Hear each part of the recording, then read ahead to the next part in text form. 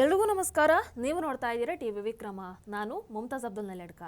ವೀಕ್ಷಕರೇ, ಕರ್ನಾಟಕದ ಕುರ್ಚಿ ರಾಜಕೀಯ ಇವರು ಬಿಡಲ್ಲ, ಹೈಕಮಾಂಡ್ ಅದನ್ನ ಸರಿ ಮಾಡಲ್ಲ. ಹಾಗಾಗಿ ಆಗಾಗ ಪಕ್ಷದಲ್ಲಿ ಒಂದಷ್ಟು ಸ್ಫೋಟಗಳು ಆಗ್ತಾ ಇರುತ್ತವೆ. ಈಗ ಒಂದು ಪತ್ರ ಸ್ಫೋಟ ಆಗಿದೆ. ನಿಮಗೊತ್ತು, ಸಿದ್ದರಾಮಯ್ಯ ಅದೇ ರೀತಿ ಡಿ ಕೆ ಶಿವಕುಮಾರ್ ಬಣಗಳ ಮಧ್ಯ ತಂತ್ರ ಕುತಂತ್ರ ಜೋರಾಗಿ ನಡೀತಾ ಇದೆ. ಇತ್ತೀಚೆಗಷ್ಟೇ ಪಾಪ ಅವರಿಗೆ ದಲಿತರ ನೆನಪು ಬೇರೆ ಆಯಿತು. ಹಾಗಾಗಿ ದಲಿತ ಕಾರ್ಡನ್ನ ಪ್ಲೇ ಮಾಡೋದಕ್ಕೆ ಸ್ಟಾರ್ಟ್ ಮಾಡ್ತಾರೆ.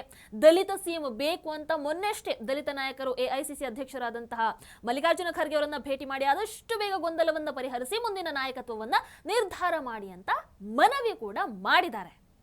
ಇದರ ಮಧ್ಯದಲ್ಲಿ ಈಗ ಇನ್ನೊಂದು ಹೊಸ ಕೂಗು. ಏನು? ಸಂಪುಟ ಪುನಾರಚನೆ, ಕ್ಯಾಬಿನೆಟ್ ರಿಶಫಲ್. ಅಂದ್ರೆ ಮೊದಲ ಬಾರಿ ಗೆದ್ದಿರುವಂತಹ ಕಾಂಗ್ರೆಸ್ಸಿನ 31 ಶಾಸಕರು ಕಾಂಗ್ರೆಸ್ ಹೈಕಮಾಂಡ್ ನಾಯಕರಿಗೆ ಪತ್ರವನ್ನ ಬರೆದಿರುವಂಥದ್ದು. ಸಂಪುಟ ವಿಸ್ತರಣೆ ಮಾಡಿ ನಮಗೂ ಒಂದು ಅವಕಾಶವನ್ನ ಕೊಡಿ. ಯಾರಿಗೆಲ್ಲ ಬರೆದಿದ್ದಾರೆ? AICC ಅಧ್ಯಕ್ಷ ಮಲ್ಲಿಕಾರ್ಜುನ ಖರ್ಗೆ, ರಾಹುಲ್ ಇಟಲಿ, KC ವೇಣುಗೋಪಾಲ್, ಕರ್ನಾಟಕ ಕಾಂಗ್ರೆಸ್ ಉಸ್ತುವಾರಿ Randeep Singh Surjewala, CM Siddaramaiah, DCM DK Shivakumar. ಇಷ್ಟು ಮಂದಿಗೆ ಪತ್ರವನ್ನ ಬರೆದಿದ್ದಾರೆ. ಏನಿದೆ ಆ ಪತ್ರದಲ್ಲಿ? ಕಾಂಗ್ರೆಸ್ ಇಂದ ಮೊದಲ ಬಾರಿ 38 ಶಾಸಕರು ಆಯ್ಕೆ ಆಗಿದ್ದಾರೆ. ಅಂದ್ರೆ ಅದರ ಅರ್ಥ ಆ ಮೂಲಕ ಜನ ನಮಗೆ ಯುವ ಶಕ್ತಿಯ ಅವಶ್ಯಕತೆ ಇದೆ ಅಂತ ತೋರಿಸಿಕೊಟ್ಟಿದ್ದಾರೆ. ಹಾಗಾಗಿ ಮೊದಲ ಬಾರಿ ಗೆದ್ದಂಥವರಿಗೆ ಸಚಿವ ಸ್ಥಾನವನ್ನ ಕೊಟ್ಟು ಆ ಜನಾದೇಶಕ್ಕೆ ಮನ್ನಣೆಯನ್ನ ನೀಡಿ ಯುವಕರಿಗೆ ಅವಕಾಶವನ್ನ ಕೊಡೋದು ಈ ಕ್ಷಣದ ಅತಿ ದೊಡ್ಡ ಬೇಡಿಕೆ. ಬೇರೆ ಸರ್ಕಾರದಲ್ಲಿ ಎಲ್ಲ ಮೊದಲ ಬಾರಿ ಶಾಸಕರಾದಂಥವರು CM ಆಗಿಬಿಟ್ಟಿದ್ದಾರೆ. ಹೊಸಬರಿಗೆ ಅವಕಾಶ ಕೊಟ್ರೆ ಮುಂದಿನ ಚುನಾವಣೆ ಗೆಲ್ಲೋದಕ್ಕೂ ಸಹಕಾರಿಯಾಗುತ್ತೆ. ಪಕ್ಷ ನಿಷ್ಠೆ, ಸೈದ್ಧಾಂತಿಕವಾಗಿ ಗಟ್ಟಿಯಾಗಿರುವಂಥವರಿಗೆ ಒಂದು ಅವಕಾಶವನ್ನ ಕೊಡಿ. ಇದು ಶಾಸಕರು ಹೈಕಮಾಂಡ್ಗೆ ಬರೆದಿರುವಂತಹ ಪತ್ರ. ಗೊತ್ತಿಲ್ಲ, ನೋಡಬೇಕು ಇದು ಇನ್ನು ಎಲ್ಲಿವರೆಗೂ ಹೋಗಿ ತಲುಪುತ್ತೆ ಅಂತ. ಸಿದ್ದರಾಮಯ್ಯನವರು ಮತ್ತೊಂದು ಕಡೆ ನೋಡಿದ್ರೆ ತಮ್ಮ ಕಡೆಯಿಂದ ಎಮೋಷನಲ್ ಡ್ರಾಮಾವನ್ನು ಆದಷ್ಟು ಮಾಡ್ತಾ ಇದ್ದಾರೆ. ತಮ್ಮವರ ಕಡೆಯಿಂದ ದಲಿತ ಮುಖ್ಯಮಂತ್ರಿ ಡ್ರಾಮಾ ಮಾಡಿಸೋದ್ರಲ್ಲಿ ಬ್ಯುಸಿ ಆಗಿಬಿಟ್ಟಿದ್ದಾರೆ. ವೀಕ್ಷಕರು, ಸಿದ್ದರಾಮಯ್ಯನವ್ರದ್ದು ಹೆಂಗೆ ಅಂತಂದ್ರೆ ಹೇಳೋದು ಆಚಾರ, ತಿನ್ನೋದು ಬದನೆಕಾಯಿ ಅನ್ನೋ ಥರ. ತಮಗೆ ಬೇಕಾದ ಸಂದರ್ಭದಲ್ಲಿ ಜಾತಿ ಕಾರ್ಡನ್ನ ಪ್ಲೇ ಮಾಡೋದು, ತಮಗೆ ಬೇಕಾದ ಸಂದರ್ಭದಲ್ಲಿ ತಮ್ಮ ಬಣದವರಿಂದ ದಲಿತ ಕಾರ್ಡನ್ನ ಪ್ಲೇ ಮಾಡಿಸೋದು. ಅಂದ್ರೆ ಒಟ್ಟಾರೆಯಾಗಿ DK ಶಿವಕುಮಾರ್ ಮುಖ್ಯಮಂತ್ರಿ ಆಗಬಾರ್ದು ಅಷ್ಟೇ. ಮೊನ್ನೆ ನೋಡಿದ್ರೆ ಸಿದ್ದರಾಮಯ್ಯನವರು ಟ್ವೀಟ್ ಮೇಲೆ ಟ್ವೀಟ್ ಅನ್ನ ಮಾಡಿದ್ರು. ಕುರಿಗಾಹಿ CM ಆಗಿದ್ದು ಹಲವರ ಕಣ್ಣು ಕೆಂಪಾಗೋದಕ್ಕೆ ಕಾರಣ. ಯಾರಿಗೆ ಕಣ್ಣು ಕೆಂಪಾಗೋದು ಸಿದ್ದರಾಮಯ್ಯನವರೇ? ನಿಮ್ಮ ಕಣ್ಣು ಕೆಂಪಾದ ವಿಚಾರಕ್ಕೆ ಆಮೇಲೆ ಬರ್ತೀನಿ ರೀ, ವೇಟ್. ಆಮೇಲೆ ಬರ್ಕೊಳ್ತಾರೆ, ನನ್ನನ್ನ ರಾಜಕೀಯವಾಗಿ ಮೂಲೆಗೆ ತಳ್ಳಿದ್ರೆ ನಮ್ಮೆಲ್ಲರ ಹಾದಿ ಸುಗಮ ಆಗತ್ತೆ ಅನ್ನುವಂತಹ ಲೆಕ್ಕಾಚಾರ ಇವರ ಮನಸ್ಸಲ್ಲಿದೆ. ಯಾರ ಮನಸ್ಸಲ್ಲಿ? ಸಿದ್ದರಾಮಯ್ಯನವರೇ, ನೀವು ಯಾರನ್ನ ಮೂಲೆಗೆ ತಳ್ಳಿದ್ರಿ ಅನ್ನುವಂಥದ್ದು ನಿಮಗೆ ನೆನಪಿದ್ಯಾ? ರಾಜ್ಯದಲ್ಲಿ ಮಲ್ಲಿಕಾರ್ಜುನ ಖರ್ಗೆ ಅವರಿಂದ ಹಿಡಿದು ಡಾಕ್ಟರ್ G ಪರಮೇಶ್ವರ್ ಅವರವರೆಗೆ ಒಬ್ಬ ದಲಿತ ಮುಖ್ಯಮಂತ್ರಿ ಆಗುವಂಥದ್ದನ್ನು ತಪ್ಪಿಸಿದಂತಹ ನಿಮ್ಮ ಬಾಯಿಂದ ಇಂತಹ ಮಾತುಗಳನ್ನ ಕೇಳುವಾಗ ನಗು ಬರುತ್ತೆ ಸಿದ್ದರಾಮಯ್ಯನವರೇ. ಆಮೇಲೆ ಹೇಳ್ತಾರೆ, ಸಾಮಾಜಿಕ ನ್ಯಾಯಕ್ಕೆ ಕೈ ಹಾಕಿದವರೆಲ್ಲರಿಗೂ ಕೂಡ ನಮ್ಮ ಇತಿಹಾಸದಲ್ಲಿ ಇದೇ ರೀತಿಯಾಗಿದೆ. ಯಾವ ರೀತಿ? ಇಷ್ಟು ವರ್ಷ CM ಆಗಿದ್ದು ಸಾಕಾಗ್ಲಿಲ್ವಾ? ಅಂತೂ ಆ ಮೂಲಕ ಒಂದು ಎಮೋಷನಲ್ ಡ್ರಾಮಾ, ಜಾತಿ ಅಸ್ತ್ರವನ್ನಂತೂ ಪ್ರಯೋಗ ಮಾಡ್ತಾ ಇದ್ದಾರೆ. ಇನ್ನವರ ಬಣದ ಸಿದ್ದರಾಮಯ್ಯನವರ ಆಪ್ತ HC ಮಹಾದೇವಪ್ಪ ಅವರು ಹೇಳ್ತಾರೆ, ರಾಜ್ಯದಲ್ಲಿ ಮುಂದೆ ದಲಿತ ನಾಯಕರ CM ಆಗಬೇಕು ಅಂತ. ಅಂದ್ರೆ ದಲಿತ ಅಸ್ತ್ರ ಪ್ರಯೋಗವನ್ನ DK ಶಿವಕುಮಾರ್ ಅವರ ವಿರುದ್ಧ ಬಹಳ ಅದ್ಭುತವಾಗಿ ಪ್ರಯೋಗ ಅಂತೂ ಮಾಡ್ತಾ ಇದ್ದಾರೆ. ಆದ್ರೆ ನಿಮಗೆ ಗೊತ್ತಾ, ಇಷ್ಟೆಲ್ಲ ಮಾಡ್ತಾ ಇರುವಂತಹ, ಇಷ್ಟೆಲ್ಲ ಮಾಡಿಸ್ತಾ ಇರುವಂತಹ, ತಮ್ಮನ್ನ ತಾವೇ ಅಹಿಂದ ನಾಯಕ ಅಂತ ಘೋಷಣೆ ಮಾಡಿಕೊಂಡಂತಹ ಸಿದ್ದರಾಮಯ್ಯನವರಿಗೆ ದಲಿತರು ರಾಜ್ಯದಲ್ಲಿ ಮುಖ್ಯಮಂತ್ರಿ ಆಗುವಂಥದ್ದು ಇಷ್ಟ ಇಲ್ಲ. ಪ್ರತಿ ಸಂದರ್ಭದಲ್ಲೂ ಕೂಡ ದಲಿತರು ಮುಖ್ಯಮಂತ್ರಿ ಕುರ್ಚಿಗೆ ಇನ್ನೇನು ಏರ್ತಾರೆ ಅಂತ ಅಂದಾಗ ಸಿದ್ದರಾಮಯ್ಯನವರ ಅಡ್ಡಗಾಲು ಹಾಕಿ ಕೆಲವೊಂದಷ್ಟು ಮಂದಿಯನ್ನ ರಾಜಕೀಯವಾಗಿ ಮುಗಿಸ್ಬಿಟ್ಟಿದ್ದಾರೆ. ಅಂದ್ರೆ ಅವರ ರಾಜಕೀಯ ಜೀವನವನ್ನೇ ಮುಗಿಸ್ಬಿಟ್ಟಿದ್ದಾರೆ. ಇನ್ನು ಕೆಲವರನ್ನ ರಾಜಕೀಯದಲ್ಲಿ ಶಕ್ತಿ ಇಲ್ಲದ ಹಾಗೆ ಕೂಡ ಮಾಡಿದ್ದಾರೆ. ಉದಾಹರಣೆಯನ್ನು ಕೊಡ್ತೀನಿ. 2013ರಲ್ಲಿ ವಿಧಾನಸಭಾ ಚುನಾವಣೆ ಆಗುವಂತ ಸಂದರ್ಭದಲ್ಲಿ ಡಾಕ್ಟರ್ G ಪರಮೇಶ್ವರ್ ಅವರು ಪಕ್ಷದ ಅಧ್ಯಕ್ಷರಾಗಿದ್ರು. ಅವತ್ತು ವಾತಾವರಣ ಹೆಂಗಿತ್ತು ಅಂತಂದ್ರೆ ಈ ಸರ್ತಿ ಚುನಾವಣೆಯಲ್ಲಿ ಕಾಂಗ್ರೆಸ್ ಬಹುಮತವನ್ನ ಪಡ್ಕೊಂಡು ಗೆದ್ದು ಬಿಟ್ರೆ ಪಕ್ಕಾ ದಲಿತ ಸಿಎಂ ಆಗಿ ಡಾಕ್ಟರ್ ಜಿ ಪರಮೇಶ್ವರ್ ಅವರು ಅಧಿಕಾರವನ್ನ ಸ್ವೀಕಾರ ಮಾಡ್ತಾರೆ. ಇಡೀ ದಲಿತ ಸಮುದಾಯ ಆಸೆ ಇಟ್ಕೊಂಡು ಕೂತಿತ್ತು. ಅನ್ಕೊಂಡ ಹಾಗೆ 2013ರ ವಿಧಾನಸಭಾ ಚುನಾವಣೆಯಲ್ಲಿ ಕರ್ನಾಟಕದ ಜನ ಕಾಂಗ್ರೆಸ್ಸಿಗೆ ಬಹುಮತದಿಂದ ಅಧಿಕಾರವನ್ನು ಕೊಡ್ತು.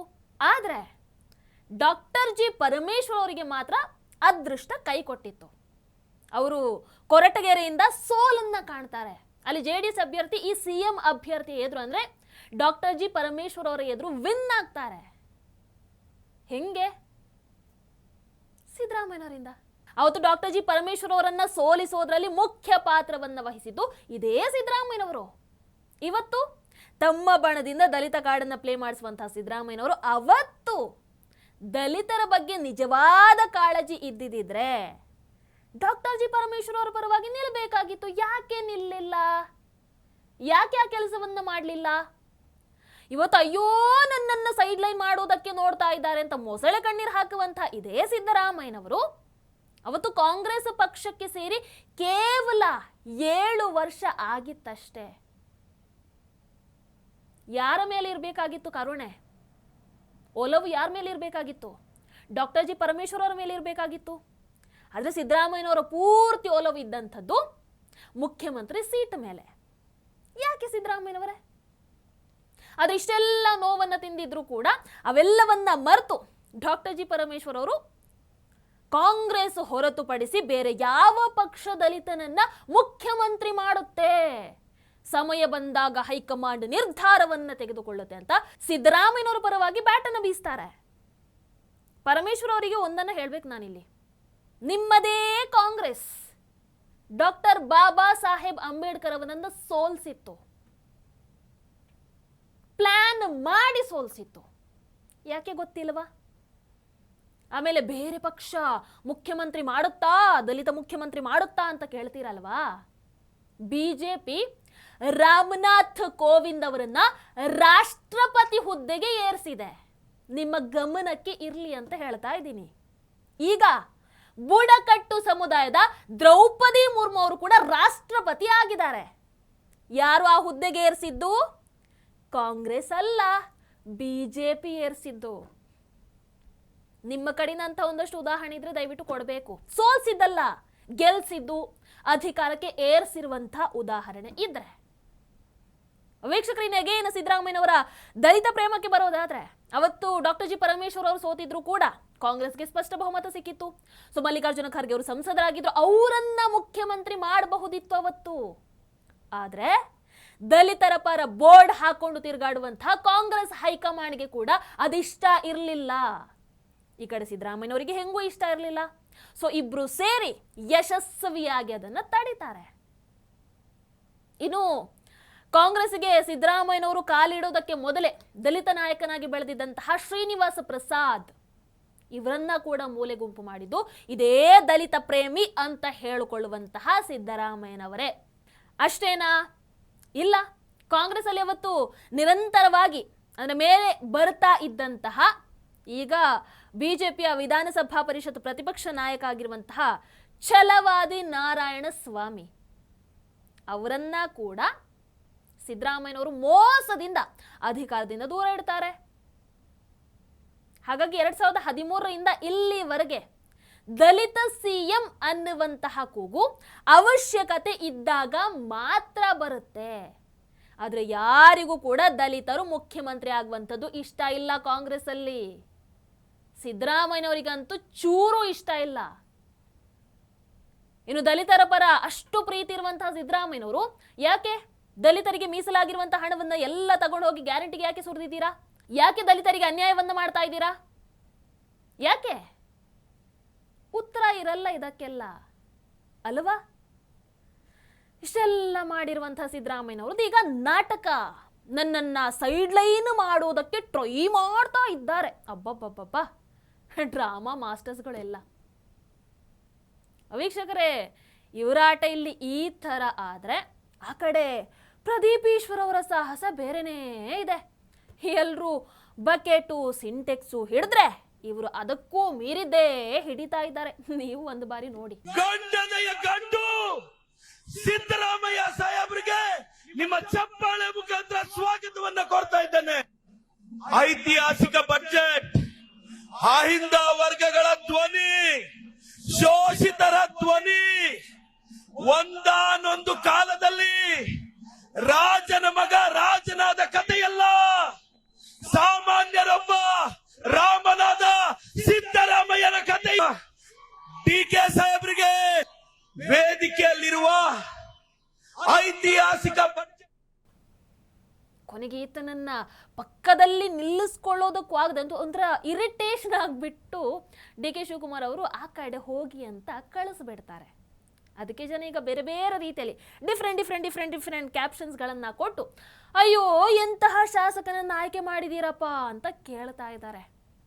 ಆಯ್ಕೆ ಮಾಡಿದವ್ರ ಹತ್ರನೇ ಕೇಳಬೇಕು. ಏನೇ ಇರಲಿ, ಕರ್ನಾಟಕ CM ಕುರ್ಚಿ ಯುದ್ಧ ಸದ್ಯಕ್ಕಂತೂ ಮುಗಿಯಲ್ಲ. ಸದ್ಯಕ್ಕಲ್ಲ, ಅದೊಂದು ಫೈನಲೈಸ್ ಆಗೋವರೆಗೂ ಅದು ಮುಗಿಯಲ್ಲ. ಹೈಕಮಾಂಡ್ ಮುಗಿಸೋ ಹಾಗೆ ಕಾಣಿಸ್ತಾ ಇಲ್ಲ. ಹೈಕಮಾಂಡ್ ಯಾರು? Sonia Italy madam, Rahul Italy ಸಾಹೇಬ್ರು. ಆ್ಯಂಡ್ ಆ ರಾಹುಲ್ ಇಟಲಿ ಅವರು ದೇಶದ ಪ್ರಧಾನಿ ನರೇಂದ್ರ ಮೋದಿಜಿಯವರ ಬಗ್ಗೆ ಮಾತಾಡ್ತಾ ಓಡಾಡ್ತಾ ಇರ್ತಾರೆ. ಯಾರ ಬಗ್ಗೆ?